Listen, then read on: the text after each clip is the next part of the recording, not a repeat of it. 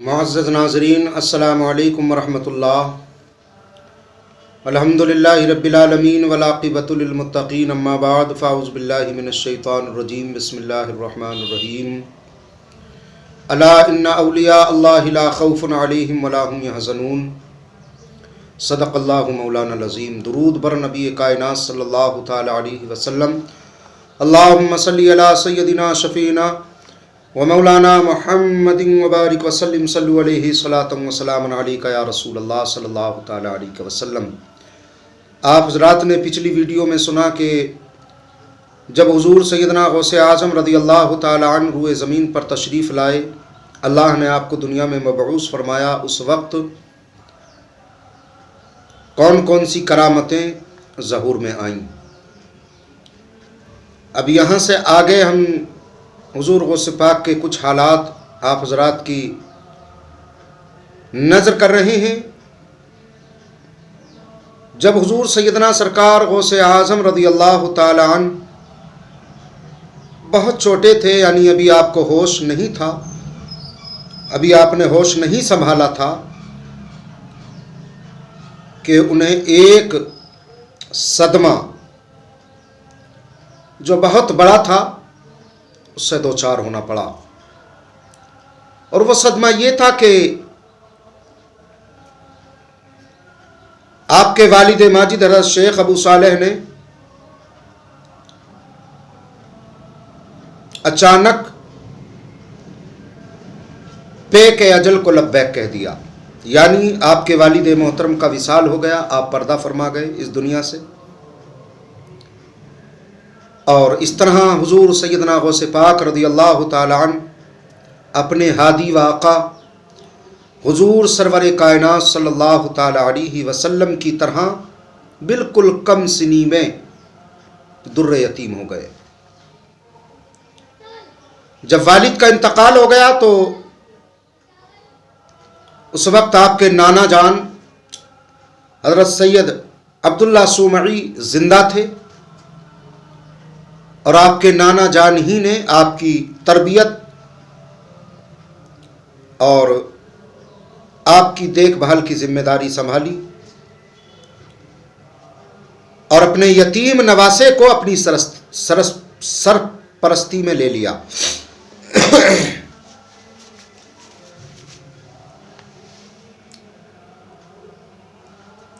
حضور سیدنا سرکار غوث پاک رضی اللہ تعالی عنہ کے تعلق سے خلاصۃ المفاخر یہ کتاب کا نام ہے، اس میں لکھا ہے کہ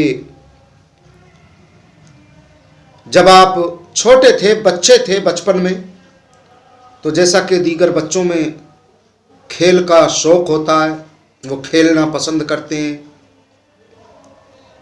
لیکن حضرت سید عبد القادر جیلانی کو کھیل کود سے کوئی رغبت نہیں تھی۔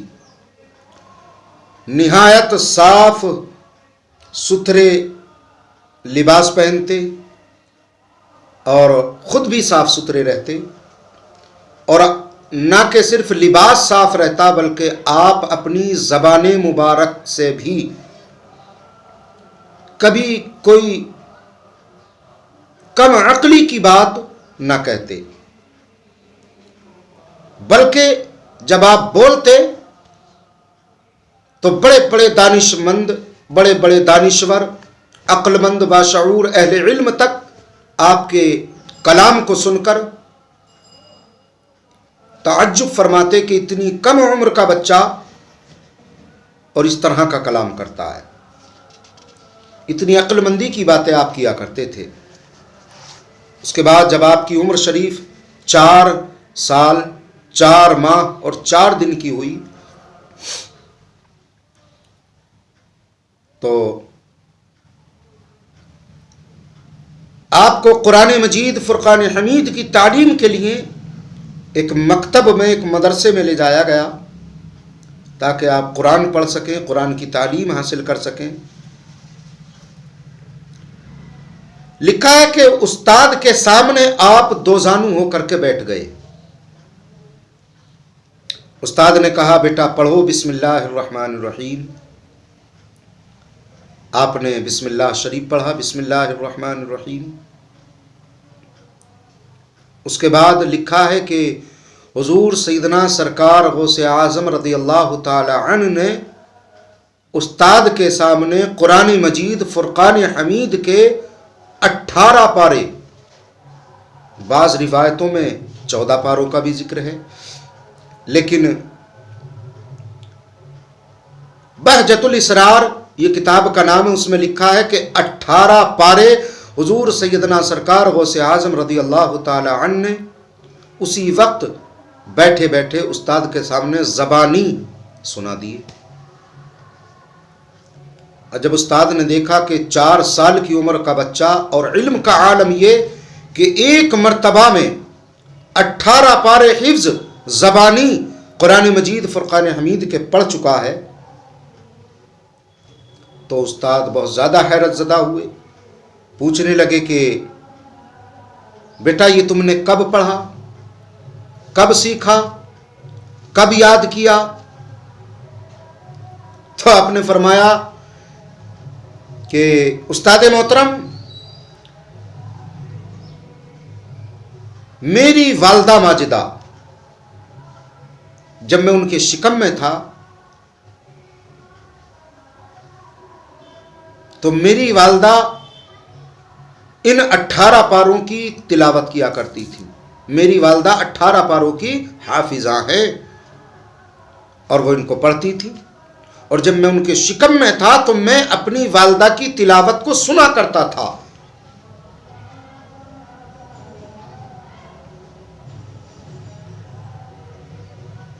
اور سنتے سنتے میں نے یہ یاد کر لیے، مجھے یاد ہو گئے۔ ایک اور روایت میں ہے کہ جیلان میں ایک مقامی مکتب تھا، ایک مقامی مدرسہ، مقامی مکتب، چھوٹا مدرسہ۔ جب حضرت غوث اعظم کی عمر 5 برس کی ہوئی تو آپ کی والدہ محترمہ نے آپ کو اس مکتب میں بٹھا دیا، آپ کی ابتدائی تعلیم وہیں پر ہوئی۔ حضور غوث اعظم فرماتے ہیں کہ جب میں مدرسے میں پڑھنے کے لیے جاتا تو میرے استاد مجھے دیکھ کر بہت خوش ہوا کرتے تھے۔ ایک سوال یہ بھی ہے کہ حضور غوث پاک رضی اللہ تعالی عنہ کو اپنی ولایت کا علم کب ہوا؟ حضور غوث اعظم کو اپنی ولایت کا، اپنے ولی ہونے کا احساس کب اور کس عمر میں ہوا؟ تو بہجت الاسرار کتاب کا نام ہے، اس میں لکھا ہے کہ حضور غوث اعظم فرماتے ہیں کہ جب میں مدرسے میں پڑھنے کے لیے جایا کرتا تھا تو ایک فرشتہ انسانی شکل میں میرے پاس آتا اور مجھے مدرسے لے جاتا، خود بھی میرے پاس بیٹھا رہتا، میں اس کو مطلقاً نہ پہچانتا تھا کہ یہ کون ہے، انسان ہے یا فرشتہ، مجھے اس بارے میں معلوم نہیں تھا۔ ایک دن میں نے اس سے پوچھا کہ آپ کون ہیں؟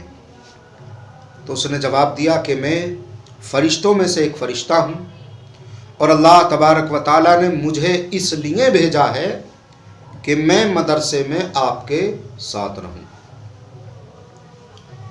حضرت سیدنا عبد القادر جیلانی نے فرمایا کہ ایک روز میرے قریب سے ایک شخص گزرا جس کو میں بالکل نہ جانتا تھا۔ اس نے جب فرشتوں کو یہ کہتے سنا کہ کشادہ ہو جاؤ تاکہ اللہ کا ولی بیٹھ جائے، تو اس نے فرشتوں میں سے ایک سے پوچھا کہ یہ لڑکا کس کا ہے، کون ہے، اس کا مقام کیا ہے، اس کا مرتبہ کیا ہے؟ تو فرشتے نے جواب دیا کہ یہ سادات گھرانے کا لڑکا ہے، یہ سادات گھرانے کا لڑکا ہے۔ تو اس نے کہا کہ یہ عنقریب بہت بڑی شان والا ہوگا، اس کی شان بہت بلند ہوگی، اس کی شان اور اس کا مقام اتنا برتر و بالا ہوگا کہ یہ تمام اولیاء کا سلطان ہوگا، سبحان اللہ، اور تمام ولیوں کا غوث ہوگا، سبحان اللہ۔ حضور غوث اعظم رضی اللہ تعالیٰ عنہ کے صاحبزادے شیخ عبد الرزاق رحمۃ اللہ تعالی علیہ فرماتے ہیں کہ ایک دفعہ حضرت غوث اعظم سے دریافت کیا گیا کہ آپ کو اپنے ولی ہونے کا علم کب ہوا، آپ کو کب پتہ چلا کہ آپ اہل ولایت میں سے ہیں؟ تو آپ نے فرمایا کہ جب میں 10 برس کا تھا، 10 سال کا تھا، اور اپنے شہر کے مکتب میں جایا کرتا تھا تو فرشتوں کو اپنے پیچھے اور ارد گرد چلتے دیکھتا تھا، اور جب مکتب میں پہنچ جاتا تو وہ بار بار یہ کہتے تھے کہ اللہ کے ولی کو بیٹھنے کے لیے جگہ دے دو، اللہ کے ولی کو بیٹھنے کے لیے جگہ دے دو۔ اسی واقعے کو بار بار دیکھ کر میرے دل میں یہ احساس پیدا ہوا کہ اللہ تعالیٰ نے مجھے درجہ ولایت پر فائز کیا ہے۔ سبحان اللہ۔ لیکن جیسا کہ آپ نے سنا کہ والد محترم کا انتقال بہت کم سنی میں ہو گیا تھا۔ اب آپ کے نانا جان آپ کی تربیت فرما رہے تھے، لیکن ایک وقت ایسا بھی آیا کہ جب حضور غوث اعظم جیلان کے مکتب میں زیر تعلیم تھے کہ آپ کے نانا جان حضرت سیدنا عبداللہ سومعی رحمۃ اللہ تعالی علیہ کو رب پاک کی جانب سے بلاوا آ گیا، اور آپ کے نانا جان بھی عالم فانی سے عالم جاودانی کی طرف روانہ ہوئے، یعنی آپ کا بھی وصال ہو گیا، انتقال ہو گیا۔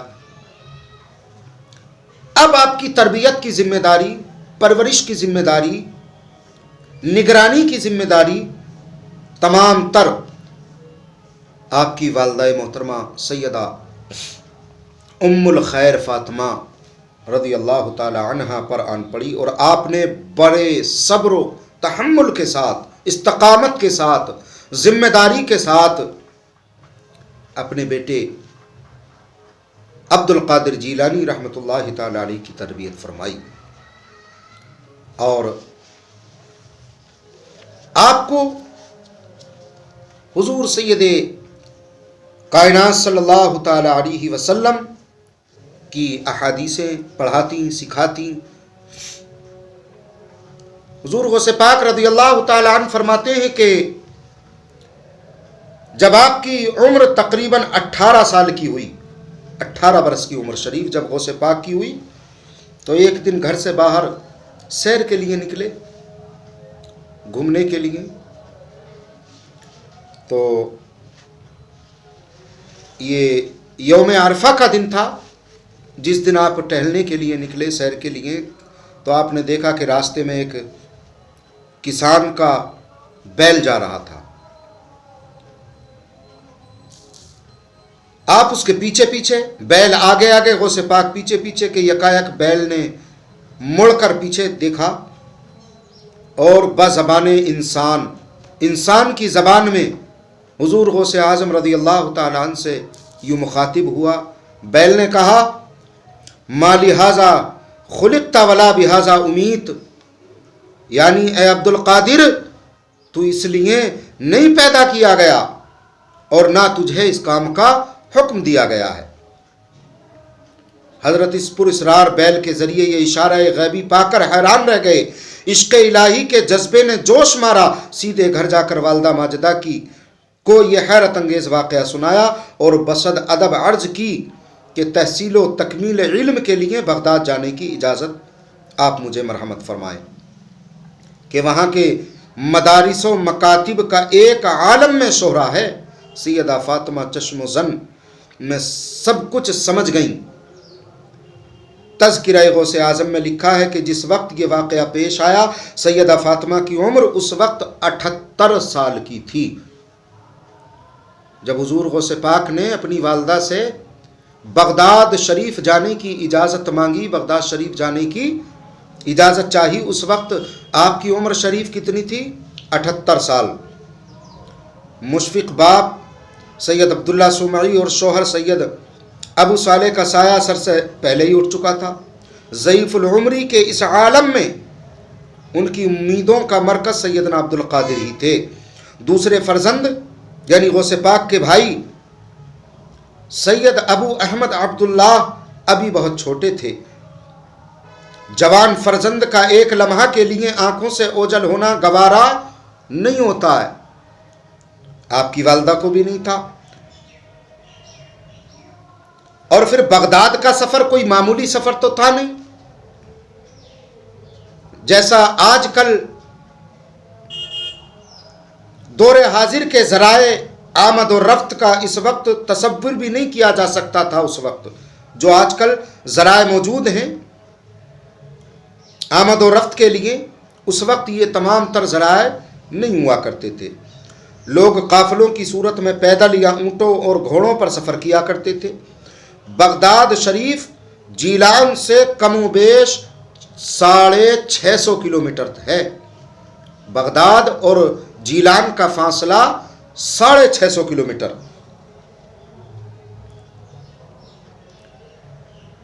سفر میں 1000 خطرات لائق تھے، لیکن جس مقصد بلند کے لیے سیدنا عبد القادر نے بغداد جانے کا اظہار کیا تھا، اس سے ام الخیر امت الجبار سیدہ فاطمہ جیسی پاک باطن ماں بھلا اپنے فرزند کو کیسے روک سکتی تھی؟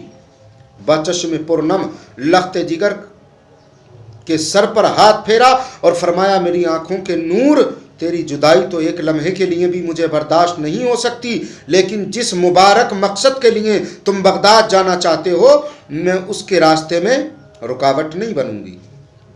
حصول و تکمیل علم ایک مقصد مقدس فریضہ ہے، اور میری خواہش ہے، میری مرضی ہے کہ تم ہر قسم کے علوم ظاہری و باطنی میں درجہ کمال حاصل کرو۔ میں تو شاید اب جیتے جی تمہاری صورت نہ دیکھ سکوں گی، لیکن یہ میری دعا ہر حال میں تیرے ساتھ رہے گی۔ ایک چیز اور آپ حضرات یاد رکھیں کہ یہ ماں اور بیٹے کی آخری ملاقات تھی۔ غوث اعظم کی آپ کی والدہ کے ساتھ یہ آخری ملاقات تھی۔ اس کے بعد آپ نے کبھی اپنی والدہ کو حیات نہیں دیکھا، کبھی ملاقات نہیں ہوئی اس کے بعد میں، اور یہ غوث پاک بھی جانتے تھے اور یہ آپ کی والدہ بھی جانتی تھی۔ آپ کی ماں کو معلوم تھا کہ بیٹا جانے کی اجازت لے رہا ہے، لیکن اس کے بعد بیٹے سے ملاقات نہیں ہوگی۔ غوث پاک بھی جانتے تھے کہ میں جس ماں کو آج آخری بار دیکھ رہا ہوں، آج کے بعد اس ماں کو دیکھنے کا موقع نہیں ملے گا۔ آپ کی والدہ نے فرمایا کہ تیرے والد مرحوم کے ترکے سے 80 دینار میرے پاس ہیں، 80 دینار، 40 دینار تیرے بھائی کے لیے ہیں اور 40 زاد راہ کے لیے یعنی سفر کے لیے تیرے سپرد میں کر دیتی ہوں۔ سیدہ فاطمہ نے یہ 40 دینار سید عبد القادر کی بغل کے نیچے آپ کی گدڑی میں سی دیے اور پھر ان کے حق میں دعائے خیر فرمائی۔